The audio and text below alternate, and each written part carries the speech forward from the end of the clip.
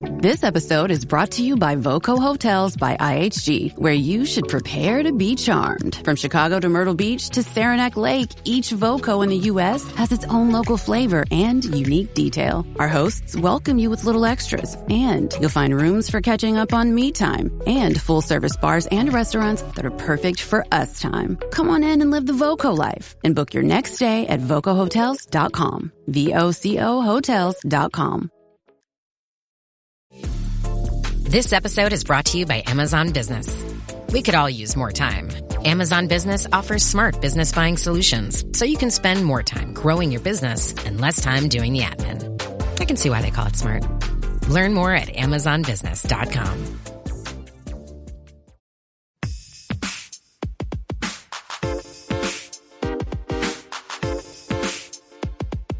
Welcome to From Dorms to Desks, job hunting tips for those early in their careers. A podcast brought to you by College Recruiter job search site, which believes that every student and recent grad deserves a great career, and hosted by Work Defined. Join our AI co-hosts as they dive into tips, tricks, and insights that will help you land your next part-time, seasonal, internship, or entry-level job. Let's get your career started. All right, so graduating soon, diving headfirst into the job market. Exciting. Huge milestone. It is. But we're here to help you navigate one of the trickiest parts, figuring out how to negotiate your first real salary. Yeah, it can definitely feel a little intimidating. For sure. But like anything, it's a skill you get better at with practice. Absolutely. So let's break this down, make it less scary. Sounds good. What's interesting is that every single expert, and I mean every single one that we looked at for this deep dive, from career coaches to CEOs to lawyers, stressed one thing: research. It's the foundation. Can't overstate that. Okay, so let's unpack that research idea a little bit. I feel like when people hear salary research, they think, okay, Google, what's the average salary for, what is it, a dolphin trainer? That's not it, right? It's way more than that. Way more nuanced. Way more nuanced. Right, one CEO, I think it was in the Forbes article, actually recommended kind of weaving salary questions into the interview itself. Oh, interesting. Something like, so once I know, that I would be a good fit for the role, for the team, love to get a better understanding of the kind of salary range for a position like this. Okay. Which, at first you might be like, bold move. Yeah, a little bold, but I kind of like it, though. It shows you're thinking ahead. It shows you're savvy. Right. Like you're not just there to clock in and clock out. You're thinking about where you fit in, what you're worth. Exactly. And speaking of savvy, a lot of the sources were obsessed with websites, two in particular. Oneonline.org. Classic. Right. And Glassdoor. Yeah, those can be really, really helpful. But again, it's not just looking at the numbers. Right. It's about paying attention to the details. Company, size, location, years of experience required. I mean, you can't compare, apples to oranges. Exactly. Yeah, so a software developer in Silicon Valley probably making bank, right? Right. Versus I don't know, a graphic designer in Omaha. Two totally different ballparks. Okay, that makes total sense. Location, industry, company size, it all plays a role. But here's where I always got tripped up. How do you actually use this data when you're face-to-face with your hopefully soon-to-be boss? Right. And that's where really understanding your own value comes into play. Yeah. And one article really, I think, summed it up perfectly. They said, you need to be selling your skills, not your needs. Right. It's not about going in there and being like, well, I need this much money because my student loans are outrageous. Right. It's more about, framing it as, this is what I bring to the table. This is how I can help you. Exactly. Not just the other way around. Exactly. And we came across this great example. I think it was on the Muse or something, but they were interviewing a recent grad for a nonprofit job. And, they were super passionate about sustainable development, which is awesome. Awesome, yeah. And during the interview, they really highlighted their senior capstone project, which focused on, you guessed it, sustainable development. And they actually ended up landing a $45,000 job, which was more than some candidates with even more experience were offered. See, that's the power of connecting your skills to what the company cares about. Their mission. Their goals. Yeah, it's a two-way street, right? Not just about what they can do for you, but what you can do for them. And that actually brings us to another important point, which a lot of sources emphasized, and that is that compensation isn't just about the big, scary salary number. Okay. Benefits, perks, flexibility, That's all part of it, too. All right, so let's talk about these perks, because we actually found this YouTube video where a career coach was listing off all sorts of things you can negotiate besides salary, like, I don't know, a company car. Well, a company car, maybe not for your first job out of college. Okay, so maybe hold off on the luxury sedan demands for now. But the point is, it's about knowing what matters most to you. Do you value things like having that flexibility to work from home a couple days a week? Would extra professional development opportunities be huge for you in terms of where you want to go with your career? Yeah. Those are all things that you can potentially negotiate. Oh, interesting. Yeah, and one CEO actually mentioned that oftentimes they're way more open to budging on some of those benefit-related things than that initial salary number. So sometimes that extra week of vacation is an easier yes than an extra couple grand in your paycheck. Sometimes. It's about, being creative and finding solutions that work for both sides. That makes sense. Exactly. And that actually brings us to something really important, and that's when you bring up this whole negotiation thing. Right. Timing is everything. I feel like that's where people get really nervous, like, humble the bag a little bit. For sure. Yeah. We actually heard from a lawyer, I think it was in that Harvard Business Review piece, who stressed the importance of waiting for that official job offer to really launch into full-blown negotiation mode. Okay, so don't show up with your demands on a whiteboard. Not quite.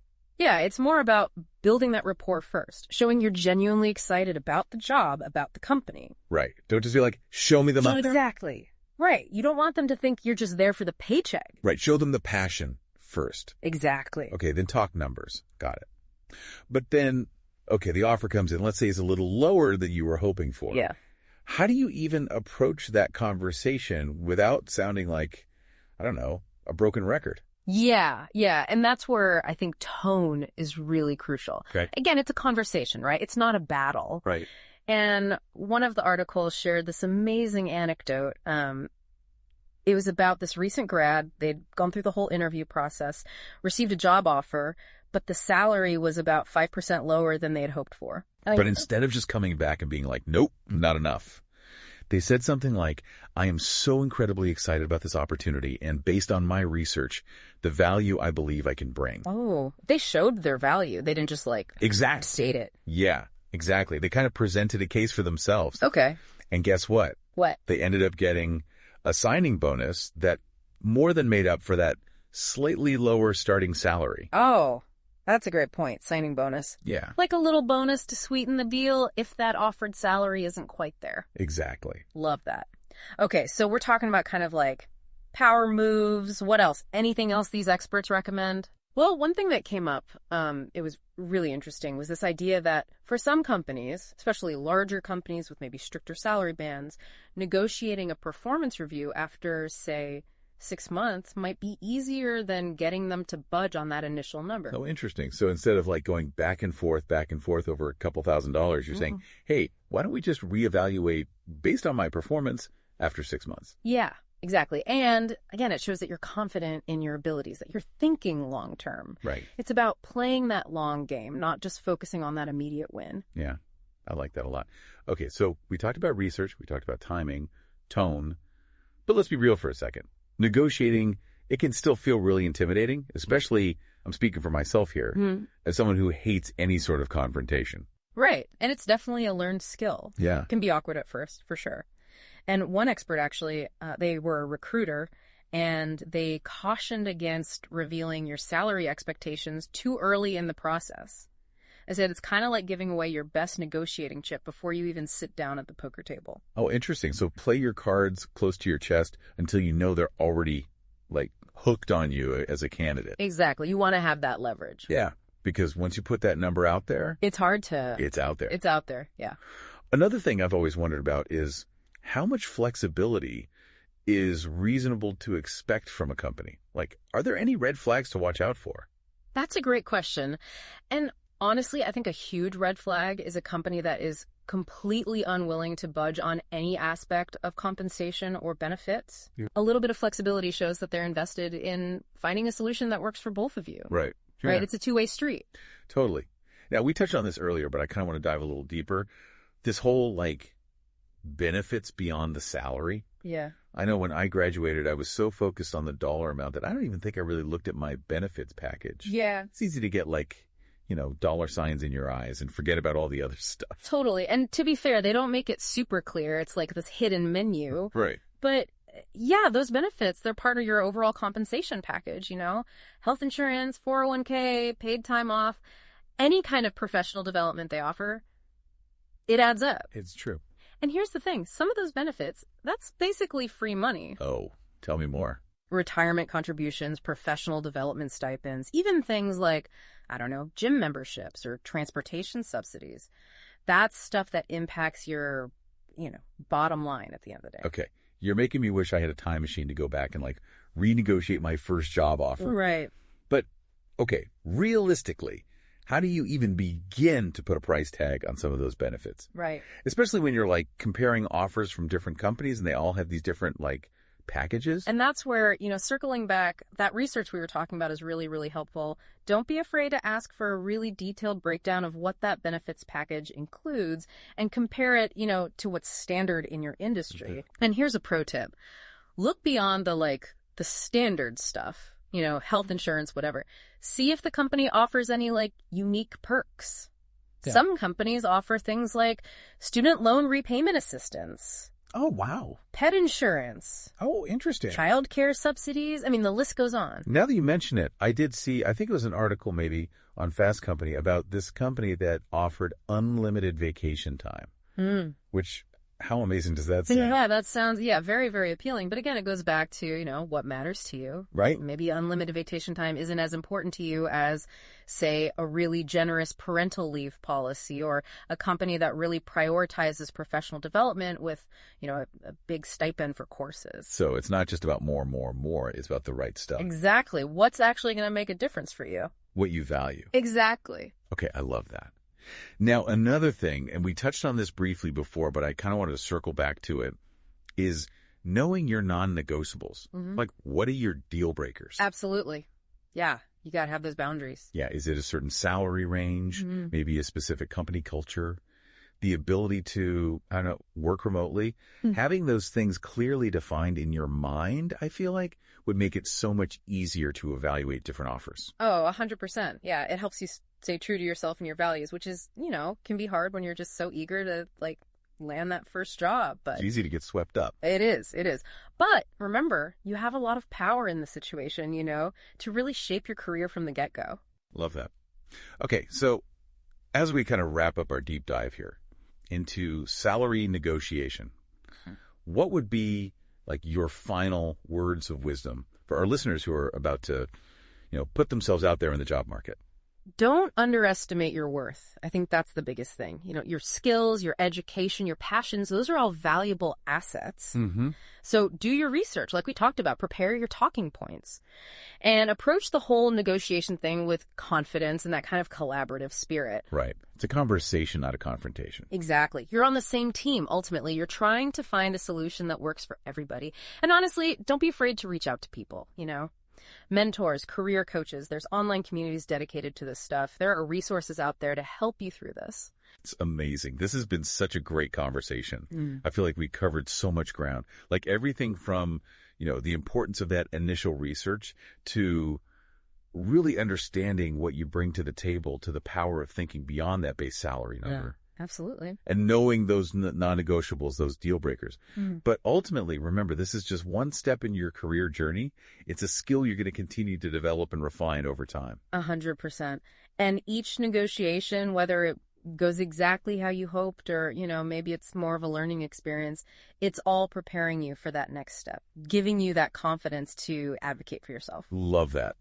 Couldn't have said it better myself. Yeah. So to all of our listeners out there, go forth and negotiate with confidence. You've got this.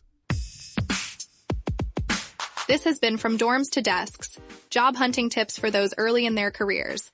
A podcast brought to you by College Recruiter job search site, which believes that every student and recent grad deserves a great career. Each episode, we dive into tips, tricks, and insights that will help you land your next part-time, seasonal, internship, or entry-level job. Subscribe to this podcast for free now, so you don't miss an episode, and visit www.collegerecruiter.com to find your next great job. Every minute your finance team spends wrestling with data is a minute lost. Insight Software's AI-powered insights instantly move you from complexity to clarity. Automated analysis, real-time reporting, strategic recommendations, all at your fingertips. Transform how your finance team works and watch your business grow. Stop wasting time. Start making smarter decisions. Learn more at insightsoftware.com/AI. You know the words dominating today's headlines. Private equity, generative capital gains tax, America's fueled by market volatility, on Fed rate cuts.